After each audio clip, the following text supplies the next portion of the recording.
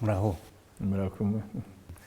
Nitwa Rukesha Paul, nje nturuka ku rwibutso rwa Gisozi rwa Kigali, dukorana n'umuryango witwa Aegis Trust ugamije kwigisha amahoro, gukumira ibyaha bikorerwa abantu nka jenoside n'ibyaha byibasira inyokomuntu. Hano ndi kumwe na Nkubana Patrick, ndi kumwe na Gakombe Christian na Kimenyi Meddy. Twaje rero kugira ngo tuganire namwe ku byerekeye n'amateka y'u Rwanda muri rusange, ndetse tuvuge ku bintu bimwe byagiye biyaranga nk'intugunda mu Banyarwanda ndetse na jenoside yakorewe Abatutsi. Twagira ngo dutangire mutwibwira muri bande. Nitwa Tito Rutaremara, ndi muri Sena y'u Rwanda. Ese mukomoka hehe? Navukiye ubu ngubu hitwa mu karere ka Gatsibo, umurenge wa Kiziguro, ariko kera ntabwo ari ayo mazina yari ariho. Kera hari teritwari ya Kibungo, sheferi ya Buganza Nord. Mwavutse ryari? Muvuka ababyeyi banyu ni bande? Navutse mu 1944. Ababyeyi wanjye data yitwaga Kireti Gatete, mama akitwa Anastasia Nyiramahore.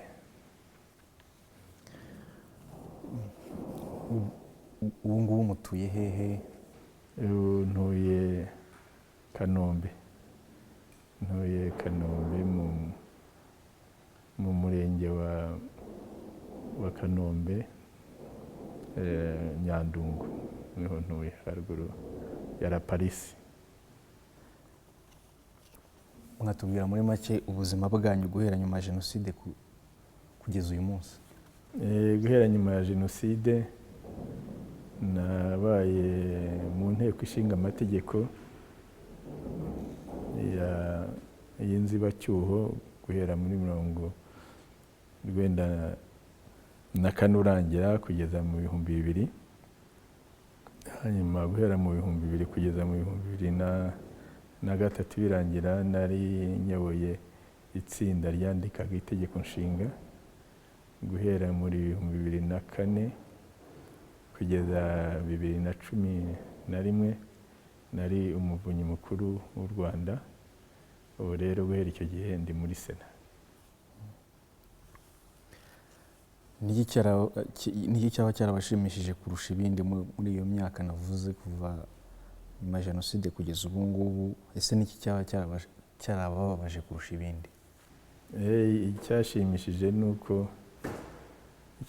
nuko nyine u Rwanda rwacu rwabonye umutekano, kandi rukaba rugenda rukura rukagira n'izina mu mahanga, rutakimeze nk'uko rwavugaga nabi kera. Icyo nicyo kinshimishije cyane. Icyambabaje ni Abanyarwanda bamwe bari hanze n'abandi banyamahanga bahora batwifuriza inabi, nicyo kimbabaza gusa. Mwatubwira ku buzima bwanyu hagati y'umwaka w'1990 n'umwaka w'1994? Muri hagati y'umwaka w'1990 mu kwezi kwa 10 nibwo itangira. Icyo gihe nari komiseri wa bukangurambaga muri RPF kugeza intambara itangiye. Nabaye koordinateri w'ibikorwa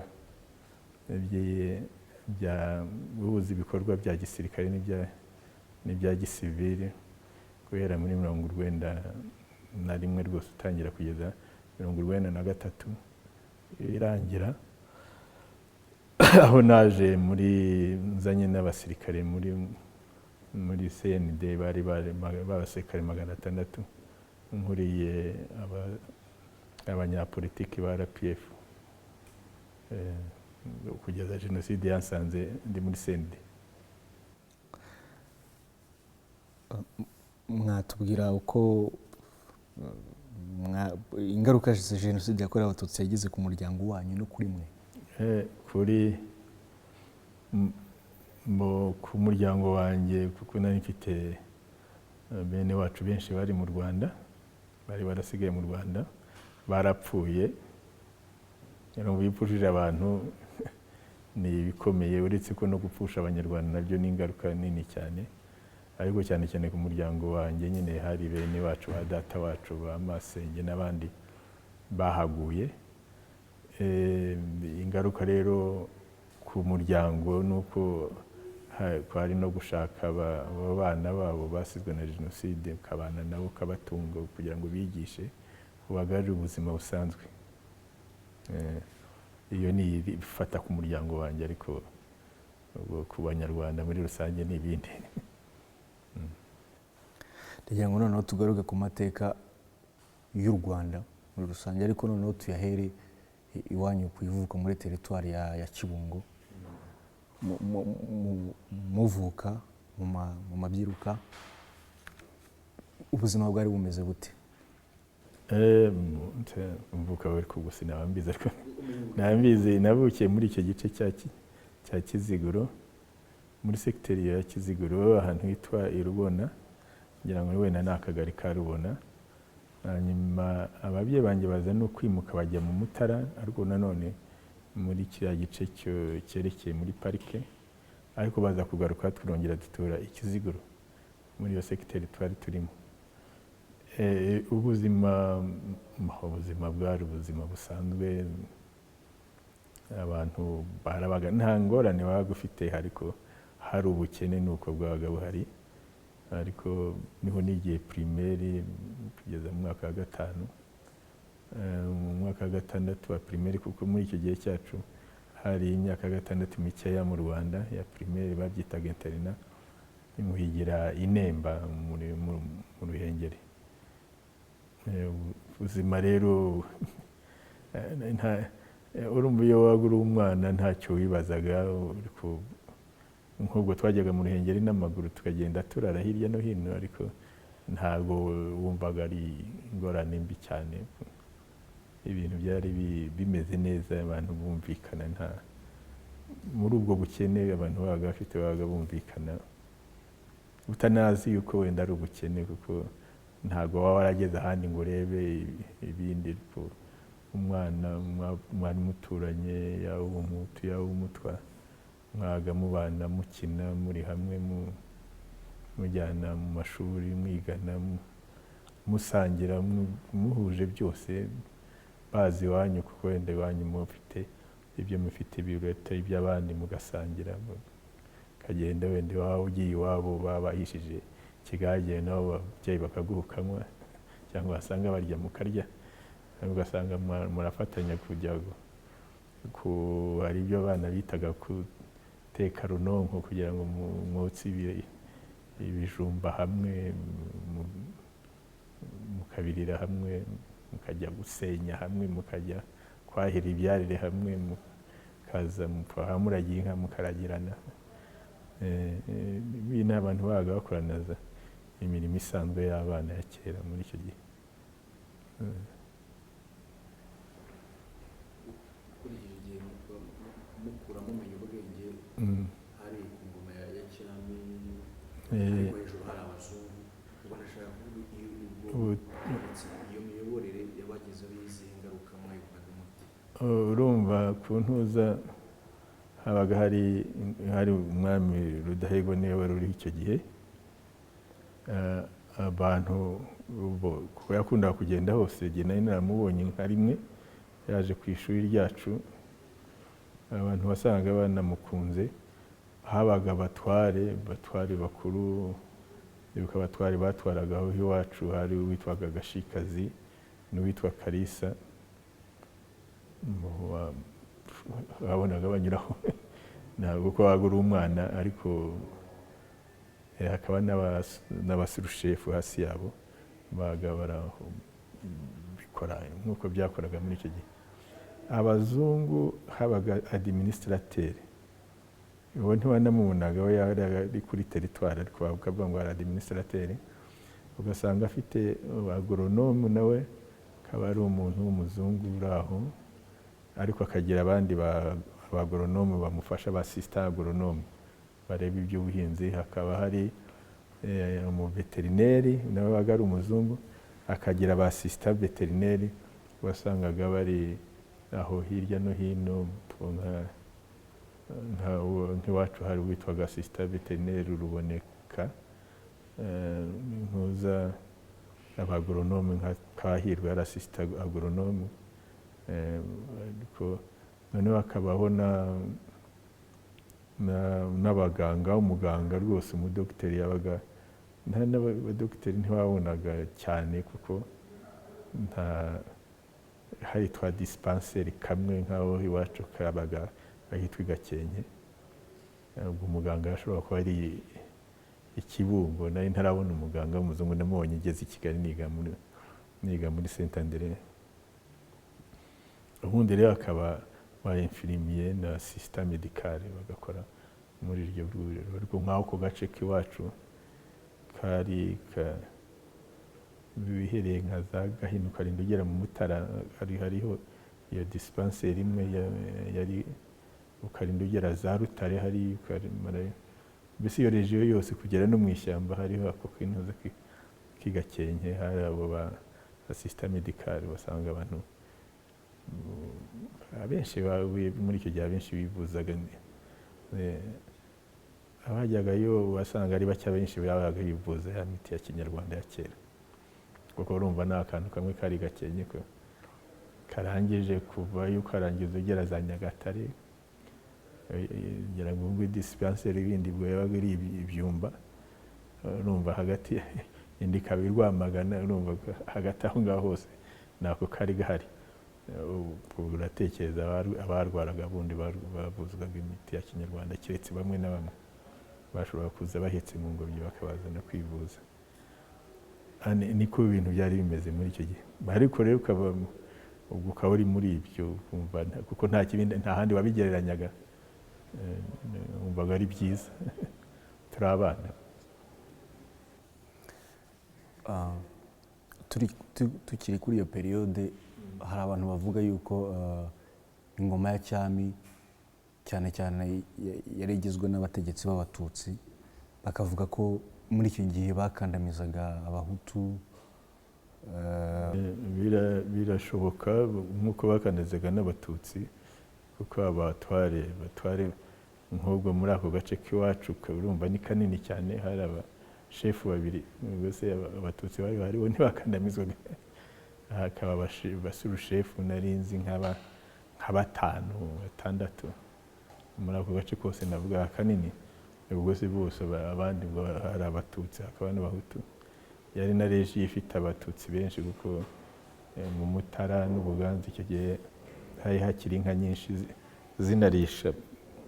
Urumva rero ko byajya gukandamiza birashoboka ko byabaga, ariko akazi kategekwaga n'abazungu ba administrateur, koko byarabaga. Kuko icyo nzi najyaga mbona shiku ni ahantu bashyiraga abantu bakajya guhingira hamwe, wenda bagahinga nk'imyumbati ahantu hamwe, ariko ugasanga bayihinga hafi y'umuhanda aho administrateur azaza ari mu modoka yo kugira ngo abirebe. Icyo gihe rero urumva ko byashoboraga kuzanamo ikintu kimwe kibi, nk'uko kubatwara ngo bahinge hamwe, kandi wenda wari uhafite ubutaka bwe bakabumwambura. Nacyo gituma hari abantu benshi bagiye bahunga bagahungira muri Uganda, barebaga bafite inka, nk'abo bahashyize shiku, bakafata n'ahantu hegereye nk'umuhanda kugira ngo bazahanyure, ntibahafatiye yuko ari ahantu hera cyangwa hameze hate, ariko bahafatiye ari kugira ngo administrateur yaho azaza ajya hareba ari mu modoka yabireba. Ibyo byo ndabizi niga muri Saint Andre byajyaga biganirwaho nka shiku. Hanyuma habagaho ibyo bita guhunika. Iyo shiku rero batayihinze bakagira byabaga ingorane, ntibabemereye byeze kubikura, kugira ngo kuko ubundi mu by'ukuri byabaga ari igitekerezo cyiza, ariko ugasanga kitigwa neza ngo gikoreshwe neza, kigirira Abanyarwanda akamaro. hanga rimwe na rimwe kuko imyumbati bahingagamo iriya myumbati ya rutaminsi itaranaribwaga, bagombaga gushyira mu ntuza kwinika kugira ngo ivemo ifu. Nyuma rimwe na rimwe hakabaho iyo umuzungu yabaga atatanze uruhushya rwo kujya kuyikura, ugasanga hari ubwo bayikura bagasanga yarashaje cyangwa yarashaririye, kuko umuzungu yategekaga ko bayikura wenda haje inzara cyangwa hagize ikindi.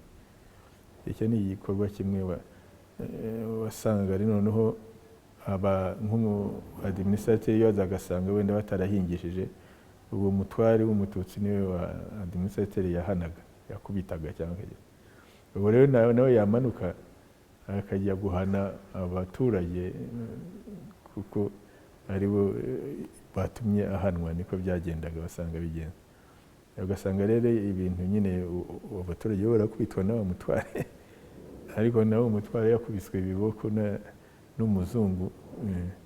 Narize rero nicyo cyatumye abantu banayibona ko ako karengane kabaga gahari. Ikindi rero harimo nko guhunika. Ni byiza guhunika, bahunika kugira ngo imyaka n'ubu ngubu ngira ngo nibyo abantu bakwigisha kuhunika, ngo imyaka ibiriho be kuyirya ngo bayirangize. Ariko basanga rimwe na rimwe hari ubwo bahunika ku ngufu, kuko abanyarwanda wenda ntibabaga banabishaka, bagahunika ibishyimbo n'amasaka, ariko igihe cyo kubikurayo ahubwo ugasanga atari byo bitaho, baza kujya kugenda bagasanga wenda byaramunzwe, ukumva rero umuturage basanze ibyo yahunitse byaramunzwe, byarashize, kubyanga rero byari byoroshye.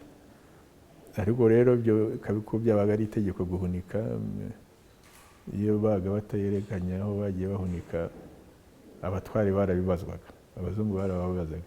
Ntabwo ari umuzungu wajya gukubita abaturage, yakubitaga abatware, abatware rero nabo bakamanuka bagakubita abaturage. Akarengane nuko kari kameze muri icyo gihe. Hari ibyo bitaga akazi buriya gukora imihanda yose, nta mafaranga yafatwaga, gukora imihanda, kubaka za kiliziya, kubaka amashuri, ni ibintu byakorwaga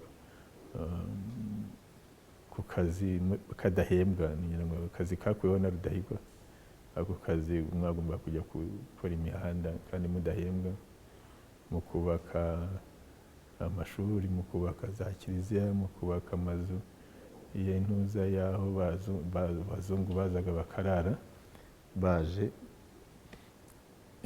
Ugasanga rero bitera ingorane. Urumva rero nk'umutware baga bazanye abantu ku kazi nk'uko nguko kujya gukoresha imihanda, iyo yikuriraga umuntu ati sigara hano inyuma uze kunkorera iwanjye, ubu yabaga yishimye kuko atagiye ku kazi k'ishiku n'igitiyo n'ipiki. Ugasanga ariko noneho nyuma n'ibyo byazaga kugenda bitera ingorane, ugasanga bavuga bati yikuriraga bajya kumukorera kandi bandika abatwara ku kazi, niwe rero wahanaga abo batagiye ku kazi. Ariko umuzungu iyo uwo muhanda utarangiraga, ntabwo umuzungu yajya gukubita abashenzi b'abirabura, yakubitaga abo batware. Ndibuka turi abana, Ikiziguro yigeze kuza rwose, ndabyibuka tunigaga mu mwaka wa 4 primaire, yigeze kuza umuzungukazi ari ku ifarasi. Ifarasi niba yaratwikanze tuvugije akaruru, yitera hejuru yikubita hasi. Hari ku cyumweru abagabo bari aho ngaho bahora bajya kumuterura, yenda kubamara. Ategeka ko haza abo batware Kalisa na Gashikazi ko aribo baza kuza kumuterura. Bari mu kiliziya bajya guhamagara abo batware, baribo baza kuza kumuterura. Urumva agasuzuguro kari kare. Ibyo ndabyibuka nigaga muri mwaka wa 4 primaire Ikiziguro. Nibyo byereka uko ibintu byari bimeze muri icyo gihe n'abazungu. Ariko abazungu bakaba bake, uretse abapadiri babonaga, abazungu bandi babaga baririye iwabo, babonaga araruma, ntabwo babonaga buri gihe. Gashikazi na Kalisa bari barabatijwe, bafite indi mazina. Gashikazi yitwaga Jean Birikimasi. Kalisa ntabwo nyibuka, nzi Kalisa ka Kavumvu, Gashikazi ka Kalisa yari umunyiginya w'umuhindiro, Gashikazi akaba umurongo. Nibyo nibuka, ariko hari abakobwa be ngomba kubwira bazi, ariko si ngombwa, bari aho ngaho, bari inaha ngaha, umwe w'umuganga ndukora hirya n'abana babo. Gashikazi Kalisa ngira ngo niwe ufite umuhungu we witwa Petero utuye i Rubona aho yari atuye.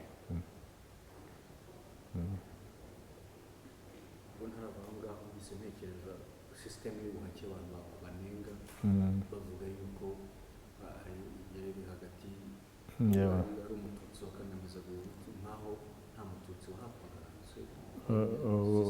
Buri muntu wese yarahakaga ku ntuza, ahubwo Abahutu nibo batahatswe benshi, ariko nk'Abatutsi 99% bari bahatswe, kuko guhakwa yari sisiteme waba ufite inka ugaha umuntu wundi inka,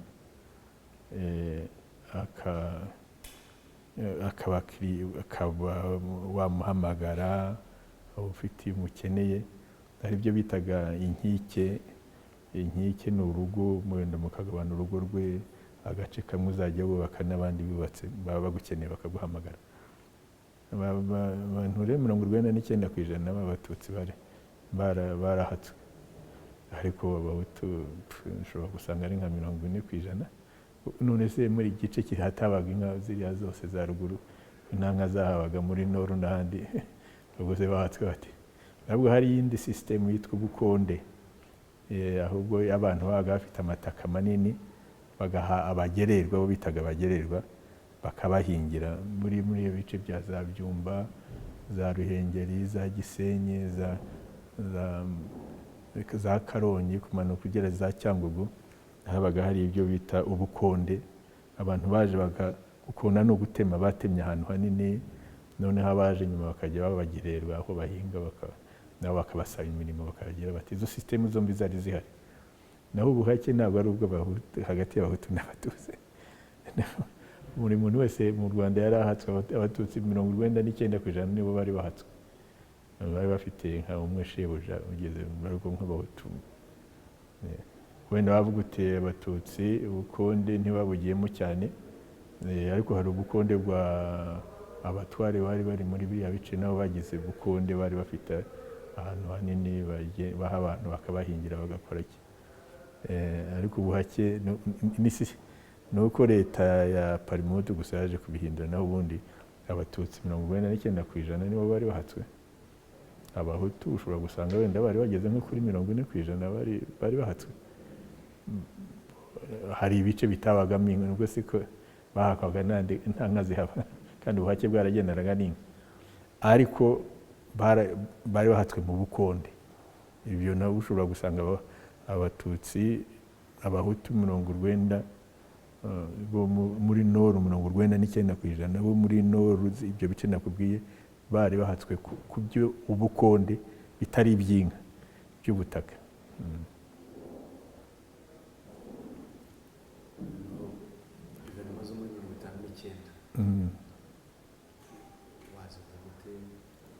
Muri 59 icyo gihe nigaga muri Saint Andre ni Kigali, in fact kuntuza ibintuza bya Mbonyumutwa,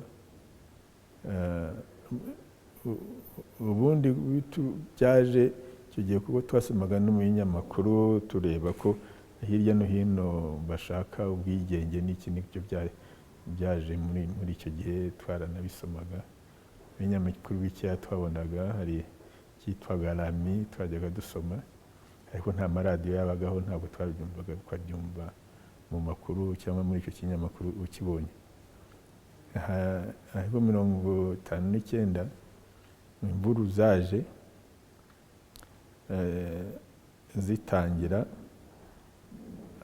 habanje igihe cyo gushyiraho ibyo byo ndabizi kuntuza, habanje iki manifeste y'Abahutu narayimenye kuko twari mu ntuza, twari i Kigali, ukajya yumva nubwo twari abanyeshuri, ariko kubera ko harimo abanyeshuri bamwe b'Abahutu bari bayize bayigira, mukajya mubibona mukanabisoma izo manifeste zintuza. Hanyuma haza mise au point y'inama y'umwami. Inama y'umwami yari irimo abatware n'abandi bagiye batorwa kuri za prefecture no ku mirenge. Inama y'umwami bashyiraho mise au point, icyo bise mise au point yo gusobanura basobanura, nayo twarayibonye ariko uko tutayigaga neza twarayibonye. Ibyo umuntu bagiye tubisoma neza aho dukuriye, nayo yari iriho. Nyuma amaparita atangira, iyo turabizi habanje buriya aprosoma, naho habanje imuvuma y'abahutu yari yanditse manifeste y'abahutu, ariko muri pariti aprosoma niyo yatangiye. Hanyuma hakurikiraho inari, kuko inari icyo gihe twari hariya inashingwa, bageze inama nkuru i Kigali, twagiyeyo. Hanyuma hakurikiraho raderi yari y'ababwanakweri. Babwanakweri twari tubazi. Babwanakweri yari umutware, bari Bandazaro, yari umukomi, ibyo bitaga abakomi, yari umusekreteri wa rezida, n'abandi n'abakarekezi bariya n'iki bari muri raderi, murumuna wa Rudahigwa bari muri raderi. Hanyuma rero parimehutu yaje nyuma, ariko iza muri icyo gihe byose byatangiye mu kwezi kwa cyenda mpuza muri 59. Ubwo bitangiye bityo, parimehutu ibamobilize, abazungu bari inyuma. Nibwo ntuza ibya Mbonyumutwa narabimenye kuko twiniganaga n'abahungu ba Mbonyumutwa bombi. Umwe witwa Shingiro yari imbere yacu, n'uwitwa Kigufi ari inyuma yacu. Hanyuma Mbonyumutwa kuko yari sushefu wa Ndiza, aza kuza kuri bari Kabgayi, ahura n'abahungu ba Runari, baramutuka ndetse bashaka no kumukubita.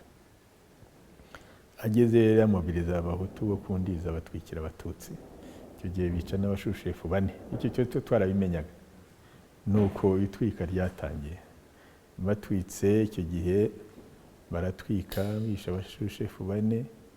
Abantuza bari Nyanza nabo barikora bashyira hamwe, nabo bica abantuza b'abaparimehutu, bari uzabona bakayuku bande bariya bafite amazina ari hariya, barabica. Ibyo twarabikurikiraga kuko abenshi abana babo twari turi hamwe mu ishuri. Nyuma rero gutwika nuko byagenze, ariko bitangira hirya mu Nkiga, bigenda bigira batwara abantu za Nyamata, bigenda buhoro buhoro bitajya mu Rwanda hose. Kandi icyo gihe mu Rwanda nta communication yabaga ihari, nta nubwo banabimenya. Ubonaga abantu bahunga bagenda, bajya kugira ukazasanga ibintu byaracitse, ubibwirwa n'ibintu ko abantu bagenda baza bakubwira. Ariko Rinari icyo gihe yo yamaze mu kwezi yatangiye mu kwezi kwa 9, mu kwezi kwa 11 bayikuraho. Ibyo twarabimenye, bayikuraho, baranabafunga, bakuraho abatwari bari icyo gihe, barabafunga. Bari muri Rinari, abari muri raderi bo bagumaho barayobora, kuko ndabizi bariya bose ba raderi Babwanakweri barakomeje barategeka, n'abandi bari raderi mu bice by'iwacu bari bagumyeho. Ariko abatwari bose barabakuraho. Bageze aho bakuraho, banafunga n'abakozi bose bari muri Inari, barabafunga.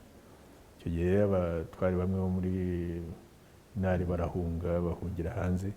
Nari nkiri i Kigali, ariko icyo gihe iwacu mu Buganda byari bitarahagera. Ubwo byahageze muri 62. Ubwo byatangiye muri 59, ariko mu Buganda byari bitarahagera. 62 nibwo batwitse barica. Ngeze no nsanga barambutse baragiye muri Uganda, niho nabasanze 62. independence yabaye ndi muri Uganda, ngeze muri Uganda n'iwacu barambutse. Ibintu rero byinshi nuko nari i Kigali, byimwe nabikurikiraga ntabwo wabikuraga mu binyamakuru, ntibyabyandikaga kinyamateka yandikaga ibindi, yari ku ruhande rwa Parmehutu. Za Inari zari zaravuyeho, Raderi nayo yakoranaga na Parmehutu.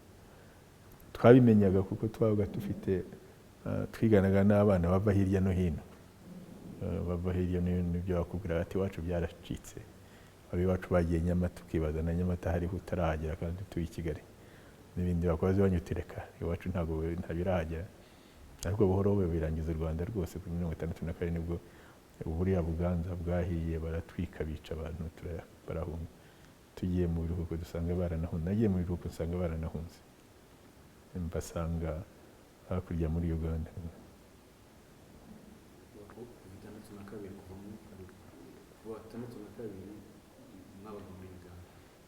Nahungiye muri Uganda ubwo, ngiye muri Uganda bari babanje kudutuza ahantu hitwa Kizinga, ari ahandi rwa frontiere, tuhamara nk'umwaka, ariko kuko mu mategeko international bagomba kwigizayo abantu nibura kilometero 150, twe baradutwara.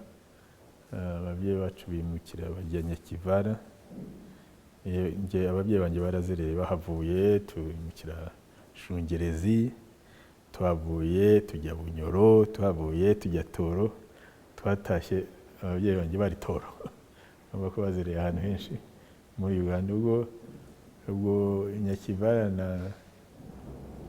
na Shungerezi ho haregeranye, hagati hari nka kilometero 50, ariko nk'ubwo bavuye aho Shungerezi bajya Bunyoro, ni ahantu hegereye Kongo, hariya za Beni, ureba kuri Lac Albert, ureba no hakurya Beni. Hanyuma Toro ubwo kwari ukongera kugaruka muri district ya Fort Portal, ahantu habaga iyo bagiraga bakabona muzuye, babatwaraga mu rindi shyamba, kujya gutema ishyamba ryamera neza, bakabakuraho abaturage bakahatura, mukajya gutema irindi. Niko batwaraga impunzi hirya no hino. Ese mu buhungiro mwumvagamo icyizere cyo kuzagaruka mu Rwanda ari ikihe? Ubwa mbere bitangira muri za 50, za 60, ubwo za 60 kuko nibwo buriya abaye benshi batangiye guhunga muri za 59, 60, buriya bakomeje bahunga kugeza no muri za 70 bagihunga za 70.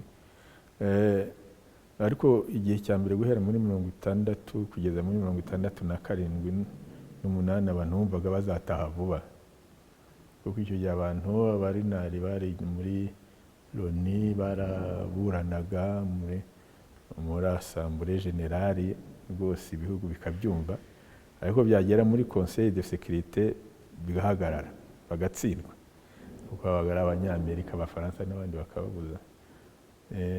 Ubwo rero ntibigire, ubwo noho Ababiligi na Parmehutu barimo biyubaka, bubaka u Rwanda, abandi bari hanze. Ariko abantu bigeze muri 64 bumvaga bazataha. Cyambere bwa mbere Abanyarwanda bumvaga bazacyurwa na Loni, bageze aho batangira kujya bavuga ko bazacyurwa n'inyenzi n'umwami, ndetse bafatanyije n'ibihugu biriya by'abakomunisiti bya Ubushinwa, za Czechoslovakia n'iki. Ariko bigeze muri 67 aho inyenzi zitsindiwe neza, Abanyarwanda icyo gihe byatangiye kuvuga ko nta, ndetse basigara bavuga ati nta runari, nta Loni, byose nakavumbura amashyiga. Mu Kinyarwanda bavuga ko nta runari yagomba kubacyura, nta Loni nayo yagomba kubacyura, nakavumbura amashyiga. Nibyo babeshya abana. None icyo gihe abantu batangira kumva bigira mu buzima busanzwe, bajya gushaka imirimo, bashaka amashuri. Icyo gihe muri 66 nibwo twatangiye no gushaka amashuri, tujya kwiga n'iki muri Uganda. Bwa mbere abantu bavugaga ko batajya gushaka amashuri, bitangira bityo bijya mu bundi buzima. Mobilisation kugira ngo abantu bongere batangire byatangiye muri za 75 na 6 nibwo abantu batangiye batoya bongeye kubyutsa icyo gitekerezo cyo kugira ngo bumva bataha. Kubera icyo batoya babikije igitekerezo cyo gutaha cyatumaga bumva ko mu Rwanda byiza. Urumva hari buriya uba ufite ababyeyi bawe, hari icyo bita resilience bakubwira bati u Rwanda ni rwiza, twari twaranahabaye nyine, wahava wari umeze neza noneho waza ukaba impunzi ukajya guhaha ukajya mu gihugu kitari icyawe, ureba nta burenganzira uhafitiye n'ubwo n'abandi bari mu gihugu batari babufite, barabimura aho babatwara aho bashatse. Harimo ababyeyi nyine nk'abavukiragayo bakumva ababyeyi bababwira ngo iwacu mu Rwanda hari heza, icyo abantu bakabikora babizi. Abahabaye rero nabo ukabazi yuko yari ameze neza none ubu ngubu akaba ameze nabi, icya kabiri nta burenganzira afite. Ibyo byose bituma abantu none batangira kwibaza ariko uburenganzira bwacu ni ubuhe, kandi basanze nyine impunzi z'Abanyarwanda icyo gihe zari impunzi zimaze igihe kirekire, ikibazo cyabo kitigwa. Noneho niko byatangiye, bitangira abantu babiganira batya, bitangira ndetse biba nko muri culture, abantu batangira kujya babyina imbyino zabo n'indirimbo zabo bisingiza u Rwanda, bisingiza aho bahoze. Noneho bikaba no kumva byinjizamo abantu kugira ngo bagende babitekereza. Muri za 59 nibwo ibitekerezo politiki byatangiye kwiforma muri za RANU no kugeza igihe cya RPF muri 87 nibwo ibitekerezo politiki by'ukuri byo kwiyorganiza no kugira bite byatangiye muri za 79 n'umunani. Abanyarwanda mu guhura bakavuga mu buryo bwa politiki yuko bagomba gutaha bigeze bavugana na leta yari iriho ya Habyarimana. Urumva hari ikibazo,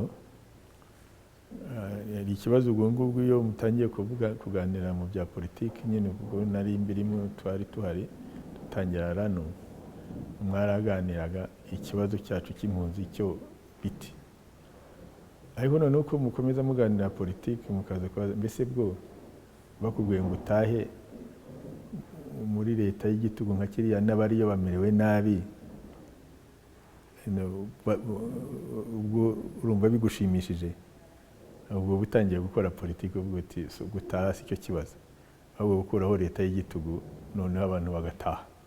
Naho utashye muri ya leta y'igitugu nanone wakongera ugahunga cyangwa ukamererwa nabi nk'uko abari bahari mu Rwanda bari bamerewe.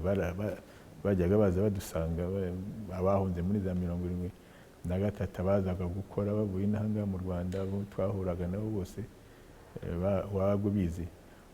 Rero iki gihe politiki ikorwa ubwa mbere, icyo kibazo cy'impunzi cyo cyabaga kiriho ni nacyo abantu bibwiye ko ari ikibazo cy'impunzi.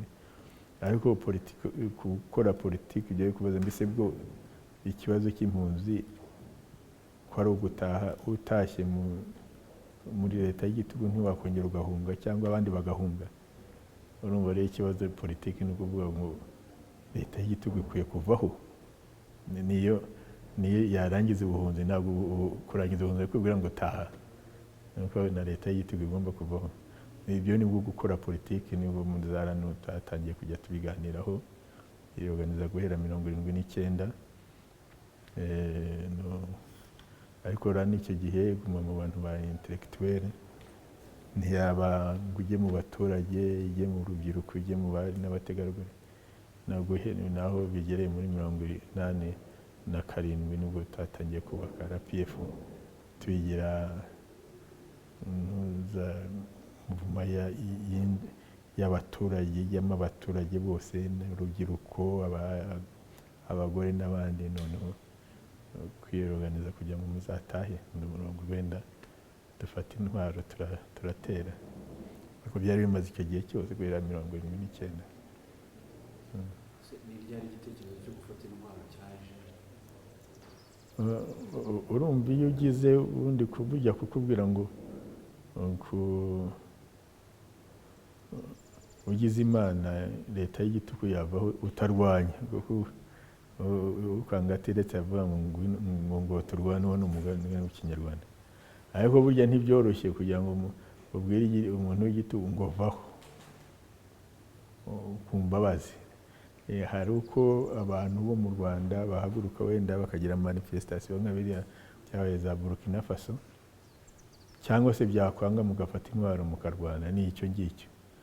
Yego rero ubitegura byose, bitegura ko abo b'imbere bahaguruka bakamobiliza, n'ibyo bya bindi muri za 1991 na 2 byagize, ariko biratsindwa. Habyarimana birusha amaboko abari mu Rwanda, ariko noneho hasigaye cya kindi cyo kuvuga ngo ugomba gukurwaho n'ingufu.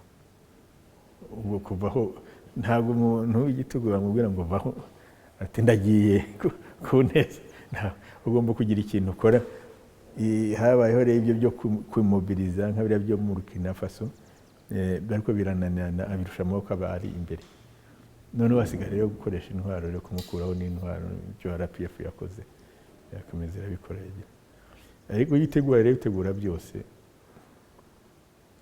bitegura nk'ibyo byo ku manifestation, byananira ugashyiraho ibindi.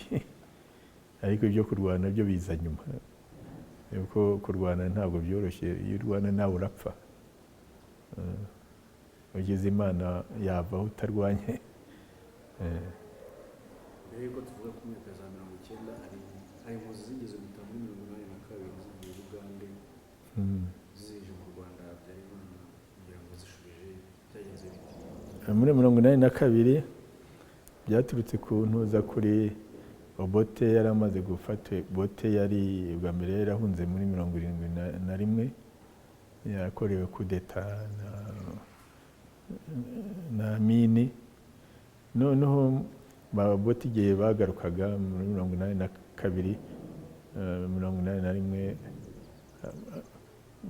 agiye ku butegetsi. Icya mbere, Amini yari yarabaye inshuti ya Kigeli. Ubwo abanyarwanda rero bafite ingorane yuko Amini yabaye inshuti ya Kigeli. Icyo ni kimwe cyo Obote yatwangiraga. Icya kabiri, noneho muri 1981 Museveni atangira geriya ye yararimo. Abanyankore rero n'abanyarwanda babitiraga ko ari abo kwa Museveni. Noneho n'abanyarwanda baga badafite aho bajyayo bafatanya nawe. Bayijyamo muri 1982, nicyo cyatumaga abanyarwanda babirukana aho bageze. Burya muri Uganda barabirukana, bamwe baranabisha, abandi baragira bateme. Abayusi bo kwa Obote bagendaga bica abanyarwanda. Abanyarwanda rero burya baje bahunga, kuko abenshi bari muri iki gice baza bahungira mu Rwanda, n'ahandi bajya kubona uko bajya. Bari barahagaritse abari za Bunyoro, bagumye za Bunyoro n'ahandi batageze. Ariko benshi kuko bari muri ibice za Mpororo, za Nyakivara, za hehe, noneho bo bakaboneza baza mu Rwanda. U Rwanda rero reka bamwe baraza, Samahega bazanye inka zabo zirahashirira, n'abantu babasaza n'abandi barapfa. Hanyuma u Rwanda rugeze aho ruhagarika imipaka kuko abantu baza. Abayusi bari hariya, harimo bamwe bagiye biyahuye kuko babonaga u Rwanda rubabuza kuza. Inyuma hari abashaka kugenda babica. Nibwo byagenze. Ariko za media international zitangira kuza zije kureba, baradohora, niko kubatwara za ntuza, babakuramo, bacamo ibice bibiri, Abahutu babashyira mu gice kimwe, Abatutsi babashyira ariya za mu mashyamba. Abenshi igihe cya Museveni bamaze gufata muri 1985, abenshi barabwiye ngo nibatahe basubire iwabo. Abagumye aho ngaho nibo bishe muri jenoside. Niko byagenze. Burya benshi barahashiriye. Uretse ko mbere bahari abapfuye, abasaza, abana barapfuye, abari bafite inka zabo zirashira. Abasigaye bageze hariya babishe muri jenoside batafashe inzira ngo bagaruke muri Uganda babamariye muri jenoside. babatandukanyije abahutu n'abatutsi bamenye bate ko nta byafite bagerageje? Urumva buriya muri Uganda hari impunzi zagiye, buriya impunzi zagiye ari impunzi igihe cya politiki, bose babitaga ko ari abatutsi ariko harimo n'abahutu. Ariko hari abaje kera, abantu baje bajya guhinga bagumayo, bose mwese babirukanaga muri abanyarwanda. Abo rero bagiye nibo bitaga abahutu, babashyira ahandi aho batura. Noneho abandi bagiye ari impunzi za politiki nibo bashyize za nasho, ariko harimo abahutu n'abatutsi, nuko bari abagiye muri gihe cya politiki, igihe cya za runari ni iki, ubwo harimo n'abahutu bari bahunze, abo bose babitaga abatutsi. Ariko nk'abandi bari baragiye mbere y'abaje nyuma, kuko burya muri Uganda harimo abantu b'abanyarwanda barenze nka 4,500,000. Abenshi nabo bagiye bafashe amazina ya Uganda bageze ku baba babazi, bagenda babirukana. Abo ngabo rero abagiye mu gihe cy'impunzi bose babita abatutsi, n'abari bifitiye inka zabo babana n'abahima nabo babitaga abatutsi, nibo bashyize hariya. Abari bisanganiye bahinga bari mu giturage bameze nk'uko bari bameze, batari impunzi za politiki, impunzi ekonomiki bandi b'abanyarwanda bagiye bagenda kera, bakabita abahutu, nibo bashyize aho ngaho. Noneho tugiye mu myaka za 90 Inkotanyi zitera, mwumvaga mufite icyizere y'uko muzatsinda urugamba, cyane cyane ko ibihugu bikomeye nk'Abafaransa bari bamaze gutabara? Ni ikintu cyatumaga mukomeza u Rwanda? Urumva iyo urwanira uburenganzira bwawe, ukaba wariteguye mu bitekerezo, warihaye umurongo wa politiki n'umurongo uzagenderaho, uratsinda. Ni ngombwa gutsinda. Abo bandi baza kurwana ntacyo, yaba Umufaransa ntacyo abarwanira, wowe ufite icyo urwanira, ariko we ntacyo abarwanira. Yaba Umunyarwanda uri aho ngaho ntacyo abarwanira, wowe ufite icyo urwanira. Nicyo rero utangira uzi ko uzatsinda, byaba mu myaka 5, byaba mu myaka 10, byaba mu myaka 30. Nka za Eritrea burya zarwanye imyaka 35, za Ethiopia zarwanye imyaka 18. Ubushinwa bwabyanye imyaka 40. Imyaka 40 uba uzi ko uzatsinda igihe icyo ari cyo cyose. Ntuza rero ni kuza ubuzi ko uzatsinda, kandi kuko ubuzi uharanira uburenganzira bwawe, wihaye umurongo ugomba gukurikiza na politiki ugomba gukurikiza. Iyo uharanira rero uburenganzira bwawe uratsinda. Si kimwe n'ubu kubuza. We umusirikare uri hariya ntabwo aba abyumva, ariko ndapfira iki, batashye. Tubye nk'umusirikare w'u Rwanda waba uri hariya, njya kujya hariya ngo njye gupfa, mbese ndababuriza iki gutaha ubusa abanyarwanda? Ariko wowe uravuga uti ngiye ngomba gutaha kuko muri Uganda si iwacu, kandi bahora bahatwicira tumeze nabi, ngomba kujya iwacu. Urumva rero ko uba ufite ubushake buruta ubwuriya. Iyo utangiye rero ni ukutangira uzi ko uzatsinda, utazi ko uzatsinda ntiwabikora.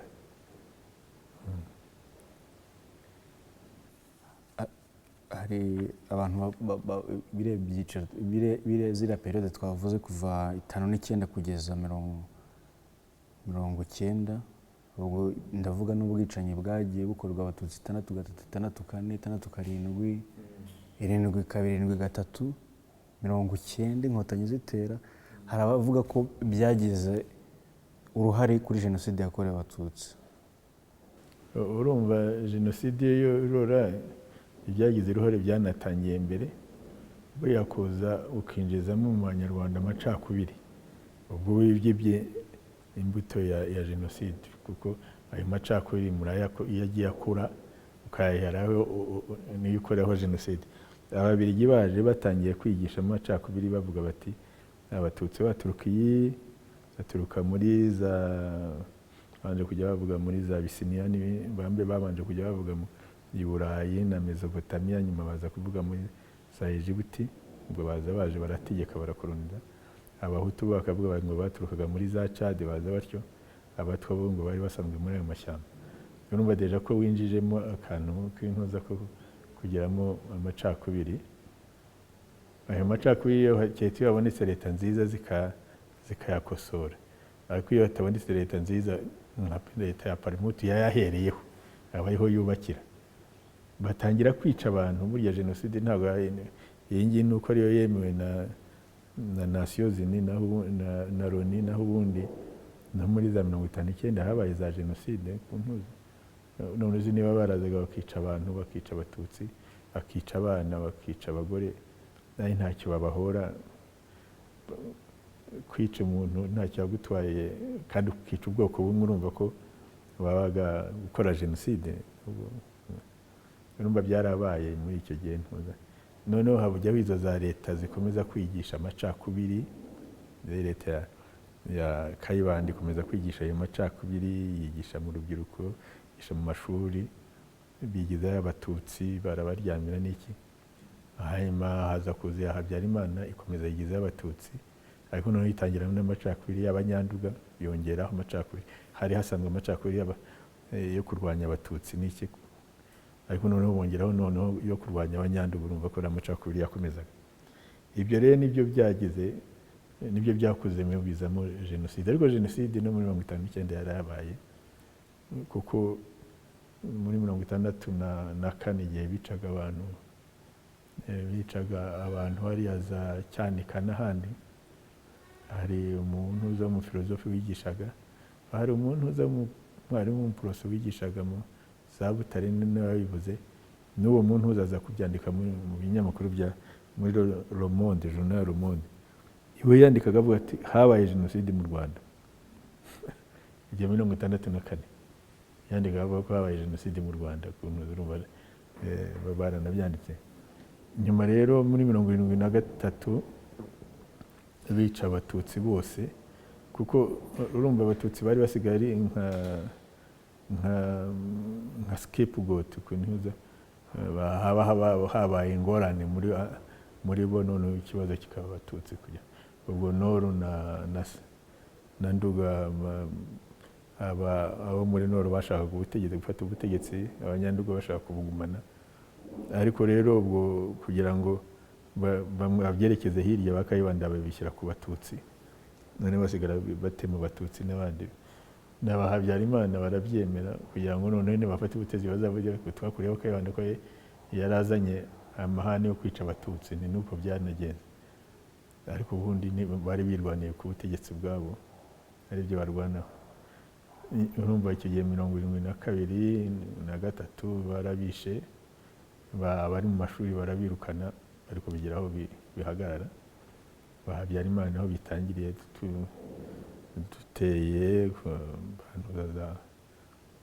buriya babanje kwica Abahima mu Mutara hariya, abica muri komini Murambi, Bagatete bica abatutsi bahari. Hanyuma birakomeza, Abagogwe barabica, bagera no muri 90 na kabiri Kibirira na Ntuza na Bugesera babica. Icyo gihe hari jenoside, nayo yari jenoside, nubwo inini yemewe na Loni ari ya nini. Icyo gihe bose bajya gufata Abagogwe bose bakabica, bakica abana, bakica impinja. Ubwo si jenoside, nubwo gusa hari yemewe na Loni n'indi ntiyemerwe na Loni. Urara rero icyo gihe bagendaga bica buhoro. Nabyo Habyarimana yashakaga ko bazajya bagenda bakareba nk'igice kimwe kirimo abatutsi bakabica. Hanyuma yazaga hosha ati nyamuneka nimurahagarike n'iki, akareka isi yose ko wenda Abahutu bari barakaye n'iki, baceceka bikongera akica abandi. Niyo politiki yari afite. Ariko bagosora bafite politiki no kuvuga ngo tubarangirizeho rimwe. Nicyo kibazo cye kuba, iyo niyo difference yabo. Kuko yavuga ati tugende twica igice kimwe, nikirangiza nze mposhe. Igihe la communauté internationale isinziriye igize itya twongeye turebe ikindi gice tukita kure nibarangiza ngewe mpushe ngiye mvuga ko ari abahutu barakaye n'iki ariko bagosora bavuga bati no ibyo bizatuma ziriya nyenzi z'inkotanyi zitera zikinjiramo mu Rwanda bikatugira byiza ni ukubarangizaho bose ni difference yabo ya concept yo gukora jenoside.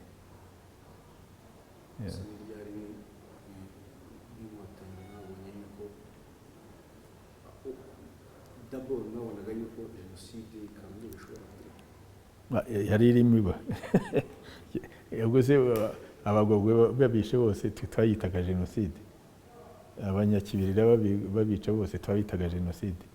ngira ngo ahubwo kuvuga ngo ya jenoside iri bube umunsi umwe ikarangiza hose mwarayibonaga ntabwo abantu bayibonaga, ariko babonaga ukuntu bamubiriza abantu ibyo ari byizaba kuko yari yaratangiye kugenda iba. ahubwo wenda ikibazo mbese tuzaba twagezemo kugira ngo tuyihagarike batararangiza abantu bose. ariko rero byo kuvuga ngo bazafite itariki imwe nk'uko bayifataga ya tariki imwe ikagira biya byamenyekanye rwose hanyuma bayigira ku ntuza. ariko jenoside yo kuba zaba jenoside yari yaratangiye, ntabwo wakwibaza ngo hazaba jenoside kandi irimo ikorwa. abagogwe bica abahima bari Mutara ni jenoside, bica abantu bo muri Murambi w'Abatutsi ni jenoside, bica abagogwe baza ntuza nta kindi ni jenoside, bica abanyamata ni jenoside. ntabwo wakwibaza ngo mbese jenoside izaba kandi irimo iba. nabona ukubaza ngo mbese jenoside izafata hose umunsi umwe, icyo nicyo cyari ikibazo. n'ubundi jenoside yo yari irimo iba, nubwo gusa ubu ngubu barimo baradefinisa ya yindi ngo Rwanda na kane ko ariyo jenoside, ariko n'izindi zabaga ari jenoside. kuko jenoside ni ukwica igice kimwe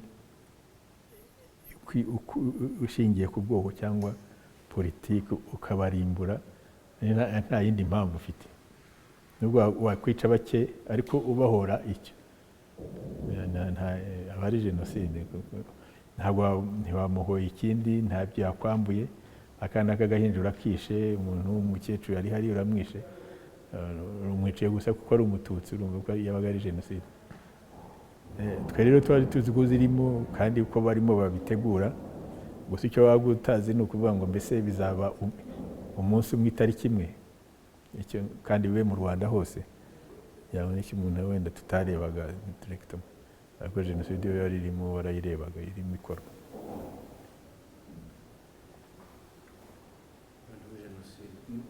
mbere yuko tujya muri jenoside itangira kuba ibyabaye byose, wambwiye ko mwari muri 600 twaje ndorita nari ndaha ahangaha inyuma hari intuza indake yacu inyuma aho ngaho niho nari ndi. gute mwafashe icyemezo cyo kuza hagati avuga ko mwarwanaga na Habyarimana ari umwanzi, gute mwaje hagati y'umwanzi mukemera ko wagota, ni kubera iki mwahisemo mu nteko? urumva buriya bwa mbere muri za negociation twari twavuze ko byabera Kinihira, barabyanga kugira ngo bariho zahuriza ubutegetsi na leta y'inzibacyuho hajye, barabyanga.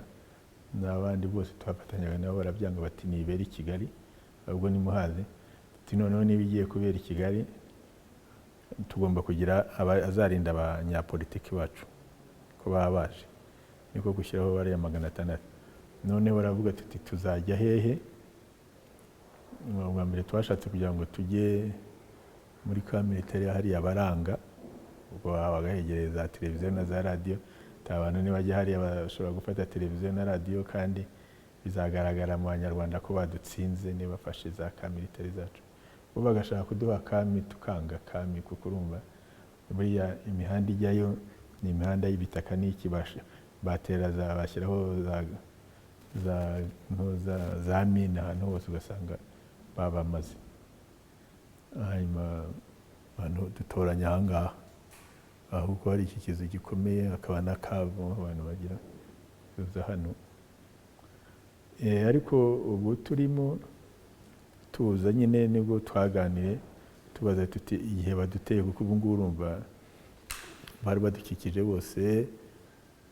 umunsi bibaye abana bacu bimura imipaka baragenda bahagarara kuri rompo iriya y'epfo, noneho barwanira aho ngaho. Harufa kaka iyo yaje izirwana igenda irwana, twe ntitwagenda nubwo twari twavuze ko tuzagenda tuguma aho ngaho. Noneho izirwana abacu bari bagumye aha ngaha bajya mu ndaki bararwana, nyine bavuze ko baza gutera gufata hano, gusa basigara barasa. Noneho iyo izirwana ariko yarwana abihuye nawe yabatsinda ikikomereza ikaza, mu minsi ine batugeraho hano. Bageze icyo gihe kuko bari baje bikoreye inkomere n'iki, bagiye barwana binjiramo hano. Sick bay yari hirya kunuza aha ngaha inyuma, niho twari dufite sick bay yaho bavuriraga inkomere n'abandi bari baje. Ubwo ngubwo uwo mwanya iryo joro abari baraha baragenda bafata Rebero. Rero intambara yasigaye iri hano, barasa hano ariko bashaka gukora bariya kuri Rebero. Bafashe Rebero icyo gihe, ko Rebero yari hejuru ya Ntuza. Urumva Rebero hari ka Kigali yarasaga iturutse hasi, Ntuza mu Kigali abari kuri mu Kigali bakayirasaho, ariko abari inyuma hariya ntibabone ko bayirasa, abari muri Kanombe. Ariko rero Rebero kuko yari igiye hejuru, guverinoma y'u Rwanda icyo gihe y'abatabazi itaha igitarama n'Abafaransa, na ambasade y'Abafaransa iragenda bimukira igitaramo. Urumva bari bageze hejuru bavuga bati bari abantu baraturasa, niko bimutse bagenda n'ibyo. Ibindi buga ni strategy z'umukuru w'ingabo ko yazikoze, kuko iyo bigeze aho ngaho hakora strategy z'Intuza, ujuje undi kugira strategy niba umutsinda, kuko ibikoresho biba byenda kungana, ndetse we afite byinshi, ariko we kugira strategy nziza ukareba kubigira. Nk'ubwo icyo gikorwa cyo gufata Rebero yari strategy nziza yo kugira ugeze hejuru,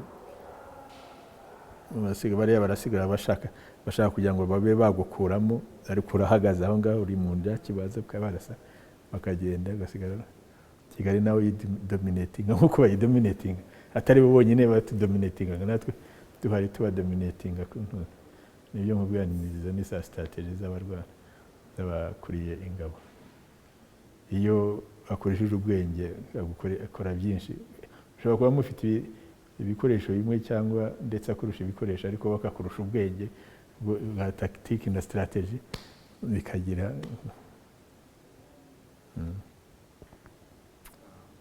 Muri Jenoside ibintu byose muri Jenoside byabaye birababaje, abantu bapfuye birababaje, abasirikare baguyemo, ariko n'iki cyababaje kurusha muri Jenoside?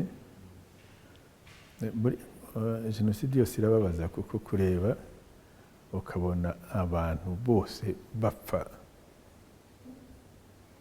agahinja, mwana n'iki, wari uruje muri urwo Rwanda, noneho kugira ngo ubone ibintu ukabona gusa imirambo hirya no hino. Iki ni ikintu kibabaje, kuko nari muri Kigali hano ndeba imirambo, nibareba n'iki, ndetse warebona n'abakomeretse ukibwira ko batazakira, wabona n'atarakomeretse barahahamutse ukabona ko ibintu bitazakira. Noneho bikubitiyeho nuko abari abasirikare bari batwaye abandi Abanyarwanda batwaye muri za Kongo. Urumva ariko Jenoside ubwayo yose irababaje rwose, kuko kwica abantu barenganya, utabeciye mu ntambara, atari ibisasu byabaguyeho, ari ukuza batema utwana, gutema iki, birababaje.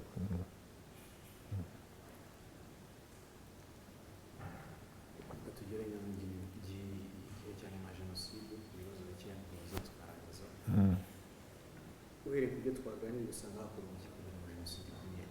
Ye kubaho, icya mbere buriya ni kugira ubuyobozi bwiza, kuko igihe cyose habaye ubuyobozi bubi bishobora no kugutwara muri Jenoside.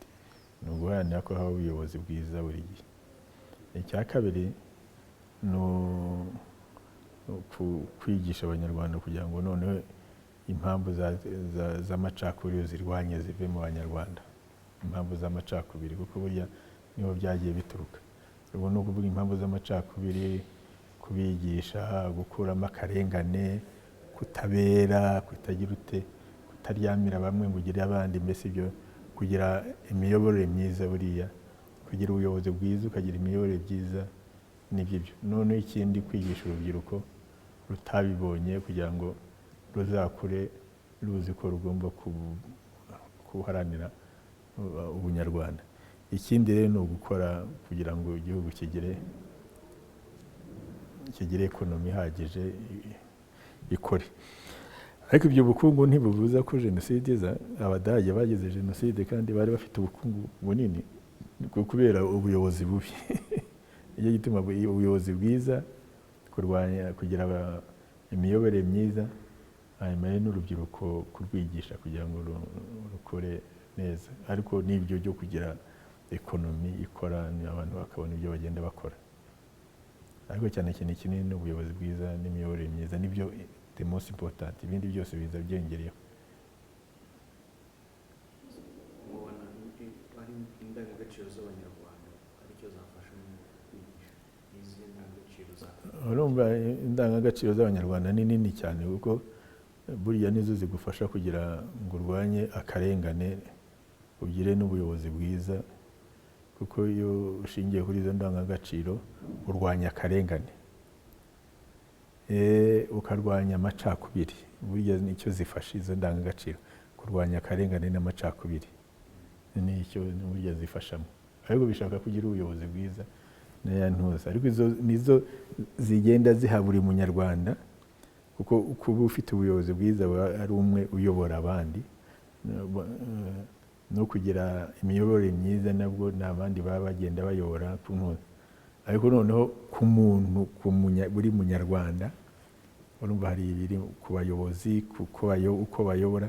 Ariko noneho kuri buri munyarwanda rero izo ndangagaciro zikora ku muntu kubwe, kuri buri munyarwanda zifite rero akamaro, byose bifite akamaro.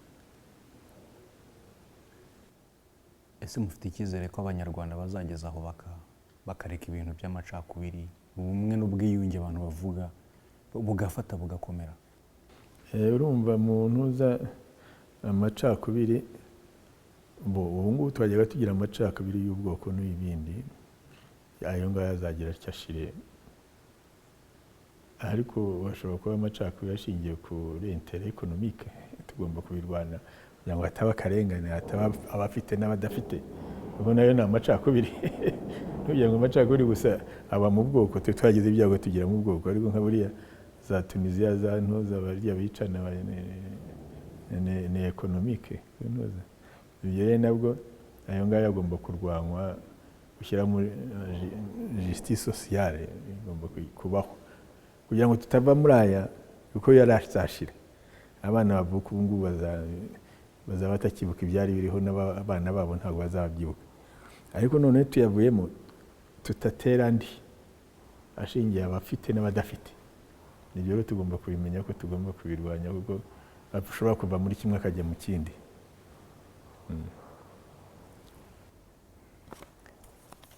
Ubutabera nabwo bwari bushingiye, bwarebaga jenoside cyane. Gacaca wayivugaho iki? Urumva Gacaca ni ubutabera bwacu bwunga, bwari bushingiye ku muco wacu wa Kinyarwanda. Cya mbere icyo biberaho ni uko ntabwo ari ubutabera bubereho guhana nk'uko ubutabera bw'abazungu, ni ukugira ngo uwakoze icyaha ugomba guhanwa. Nabyumva niko burya butabera bundi bwa kizungu niko bimeze. Ariko twebwe Abanyarwanda bwari ubutabera buvuga ngo uwakoze icyaha nibyo uzahanwa, ariko bagomba kukugarura kugira ngo ugaruke muri sosiyete, ubane na sosiyete neza. Kandi ubutabera bundi barakujyana muri gereza bwagera bukakunaga. Buriya butabera bwa Gacaca rero ni muri ibyo bitekerezo, muri iyo filozofi y'Abanyarwanda yo kugira ngo ntabwo ari guhana birimo, ariko no kugira ngo noneho bakuhindure uze kugaruke mu Banyarwanda, ubane n'Abanyarwanda. Niyo kugaruka muri filozofi y'ubutabera bw'Abanyarwanda bwa kera, niyo ngiyo. Iki gitekerezo cya ndi umunyarwanda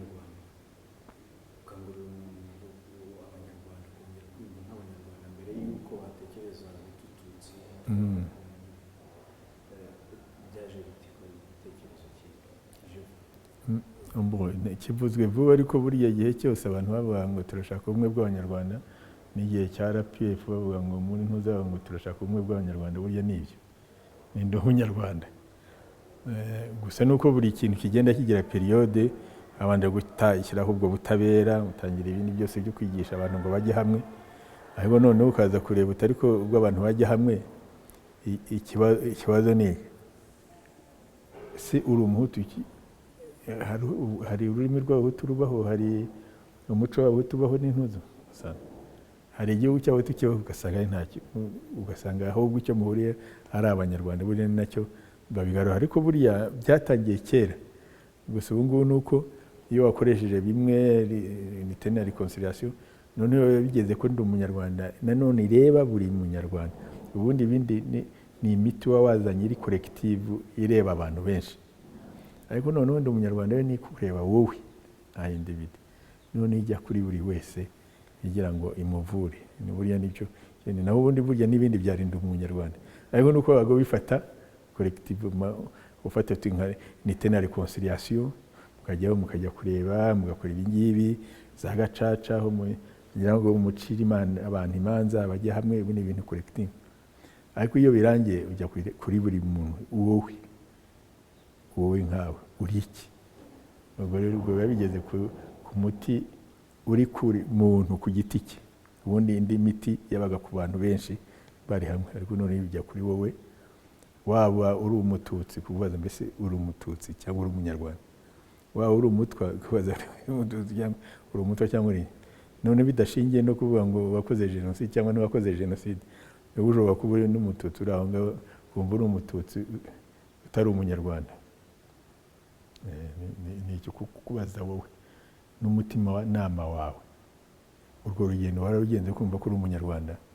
Burya ni umuti ugeze kuri individu, ntukiri kuri collective. Nicyo gituma ni important nyine kugeze kuri umuntu. Urumva niko ibintu bikorwa, uhera hariya hanini bigenda ugira buhoro buhoro, none bikaza kugera kuri buri individu. Niho bageze kuri buri muntu, kugira ngo umuntu aganire n'umutima nama we, agire urwo rugendo bwe n'umutima nama we, abyibazemo, utakibyibaza hamwe n'abandi ngo ujyeho ngo bibaze hamwe n'abandi, mbese abahutu twazize iki, abahutu twanga abatutsi, mbese abatutsi twahoye iki, se dukwiye kwangana abahutu n'abatutsi. Ibyo ni collective. Ariko none birakoje wowe wakugize urwo rugendo rwo kumva ko uri umunyarwanda, mbese bikomere ufite n'ibihe nk'umuntu. Nicyo gituma ndi umunyarwanda ikomeye. Ariko biba yaratangiye kera, gusa nuko yatangiye ari collective, ubu bikaba bigeze kuri buri muntu.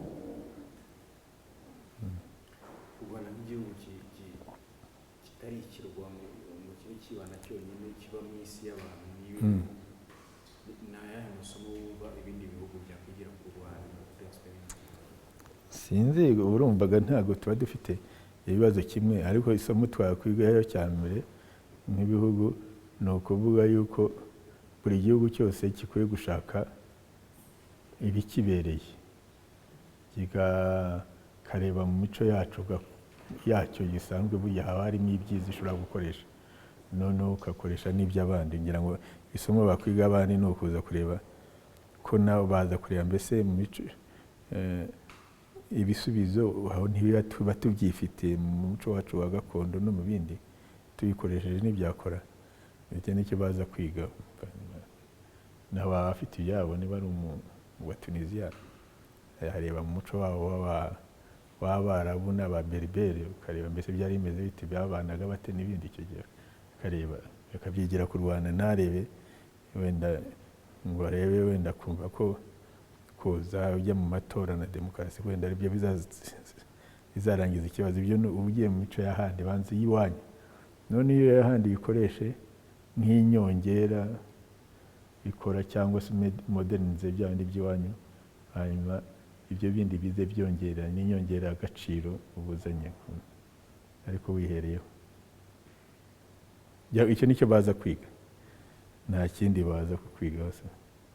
Bagira ibindi babona twakoze bakabireba, ariko ikindi ni ukuvuga ngo irebemo mbese mu bintu twifitiye harimo ibyiza bishobora kugufasha kurangiza ibibazo byawe.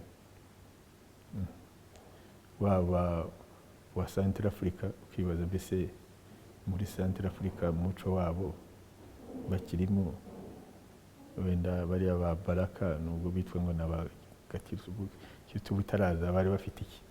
Abasilamu bwabo butaraza nk'abantu bo muri Central Africa muri ubwo bwoko bari bafite ikintu cyabahuzaga n'iki, bakabishakamo, none babibona bakabikoresha kugira ngo ibibazo byabo babirangize. Ni ubuhe butumwa bwihariye mwaha urubyiruko rwacu rw'Abanyarwanda? Urubyiruko rw'Abanyarwanda, urubyiruko rw'Abanyarwanda rutuma n'abantu ni ukuhaguruka bagakora bakiga, bafite amahirwe, bafite leta nziza kandi ishaka kuzamura urubyiruko. Bakwiye gufata ayo mahirwe, kuko ayo mahirwe twe ntitwayagize, n'abandi ntitwayagize. Bakwiye gufata ayo mahirwe noneho bagakora igihugu cyabo, noneho bagahorana mu mutwe ko bagomba kugihindura, bakagiha ibyiza, bakagihindura aho kigeze, bakazahera aho ngaho bagahindura, bagakora ibindi birenze ibiriho. Ariko bo bafite amahirwe, twe ntayo twagize. Ubutumwa muri rusange baha abantu bose bazumva ubuhamya bwawe, uzumva n'abantu benshi ndetse no hanze y'u Rwanda, ubutumwa baha abantu message. Ubutumwa hari bumwe ni ukubabwira umugabo arigira yakwibura agapfa. Ntuzibwire abantu mbere yacu Abanyarwanda babanje kugenda bavuga ngo Loni izabacyura, ngo Runari izabacyura, umwe bazabacyura, ariko nyuma bamereye ko bagomba kwicyura kandi igihugu cyabo bakagihindura. Umugabo arigira yakwibura agapfa. Icya kabiri, iyo wihaye umurongo ukagira ubushake na determination, icyo ushaka kukigeraho, icyo rwose ku bantu bose, ko umugabo yigira yakwibura agapfa. Ariko iyo wihaye viziyo ukiha umurongo wo kuyigeraho, icyo ushaka cyose ukigeraho, na ideal zawe uba wumva uzigeraho. Ushobora kuba uri Umunyarwanda ukavuga uti turi abakene, ariko mu myaka 20-30 tuzaba dukora indege, ukabigeraho babyihaye ukiha umurongo n'ibindi. Ibyo nibyo baha buri muntu wese wo ku isi.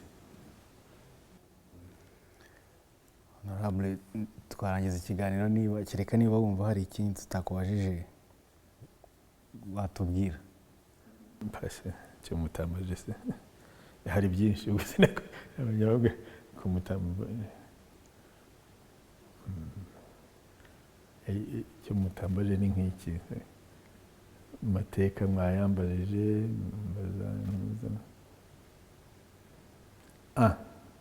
hari ikintu mutambajije kandi kinini.